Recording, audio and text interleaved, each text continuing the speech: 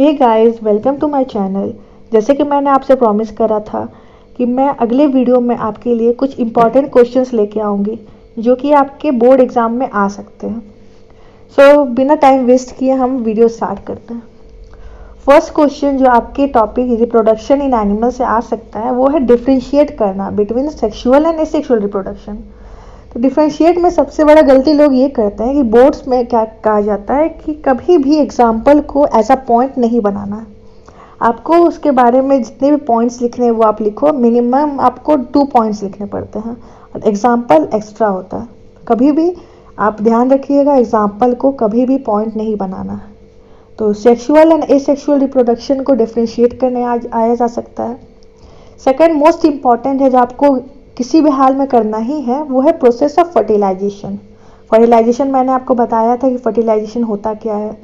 जब sperm and ovum एक दूसरे के कांटेक्ट में आते हैं तो वो फ्यूज होते हैं और उस प्रोसेस को कहा जाता है, जिससे जाइगोट फॉर्म होता है, उसे कहा जाता है फर्टिलाइजेशन प्रोसेस।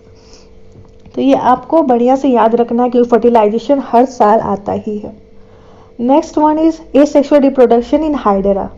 एसेक्सुअल रिप्रोडक्शन आप हाइड्रा में आपको दिखाने के लिए बोला जा सकता है। ये हाइड्रा में एसेक्सुअल रिप्रोडक्शन किस तरह से होता है तो आप उसका डायग्राम बनाइएगा। उसके बाद उसमें बडिंग आता है वो दिखाइएगा। उसके बाद फिर बड डिटैच होता है वो आपको दिखाना है। फिर नेक्स्ट जो इंडिविजुअल हाइड्रा बनता है वो आपको दिखाना है। ये आपका प्रोसेस है हाइड्रा का एसेक्सुअल रिप्रोडक्शन में। उसके बाद आपको ये एक्सप्लेन भी करना है कि किस तरह से बर्ड बनता है, फिर डिटैच होता है, फिर वो सिंगल इंडिविजुअल में हाइड्रा बनता है। सारा आपको एक्सप्लेन करना पड़ेगा बढ़िया से। अब है binary fission in amoeba. So next last video में मैं एक टॉपिक में मुझसे छूट गई थी जो कि है बाइनरी फिजन। तो बेसिकली बाइनरी फिजन होता है कि जब एक सिंगल पेरेंट जो होता है वो 2 अलग अलग इंडिविजुअल में डिवाइड हो जाता है, उससे कहते हैं बाइनरी फिजन, जो कि हमें मोस्टली अमीबा में देखने को मिलेगा।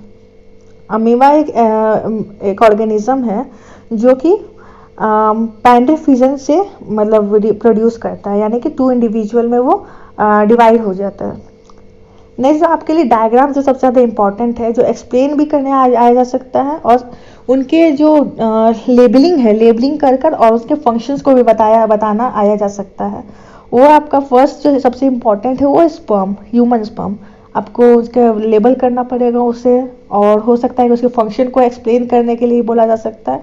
तो स्पर्म हार्ड नहीं है, उसके 3 फंक्शन 3 पार्ट्स होते हैं, हेड, बॉडी एंड टेल। इनको आपको एक्सप्लेन करना होगा, इनका फंक्शन क्या है। फिर सेकेंड है male reproductive part with the function. ये आपका आ सकता है मेल रिप्रोडक्टिव पार्ट, यानी मेल का जो रिप्रोडक्टिव पार्ट होता है उनके लेबलिंग, साथ में वो जो पार्ट्स होते हैं उनका फंक्शन क्या होता है, ये आपको ध्यान में रखना है। Then third is female reproductive part. Female reproductive part must है आना, मेल आए या ना आए, फीमेल रिप्रोडक्टिव पार्ट ज़रूर आना है। और इसके फंक्शंस को आपको ध्यान में रखना है कि इनके पार्ट्स का फंक्शन क्या होता है, जो कि बहुत ज़्यादा इंपॉर्टेंट है। फीमेल रिप्रोडक्टिव पार्ट को आपको एक्सप्लेन करना आना ही आना है। फोर्थ है हाइड्रा, जो कि आपको मैंने ऊपर ही बताया।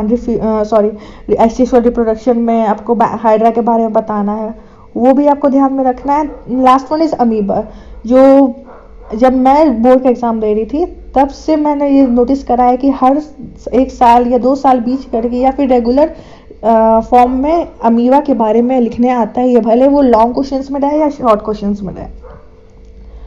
तो इन 5 क्वेश्चंस को आपको ध्यान में रखना है और किसी भी हाल में इससे कम से कम आप पढ़ कर जाइए। मैंने आपके टेस्ट से, एनसीईआरटी से जितने भी क्वेश्चंस बन सकते थे मेरे पॉइंट ऑफ व्यू से, जो एग्ज़ाम में आ सकते हैं, मैंने उनका एक आपको शॉर्टली आपको बता दिया।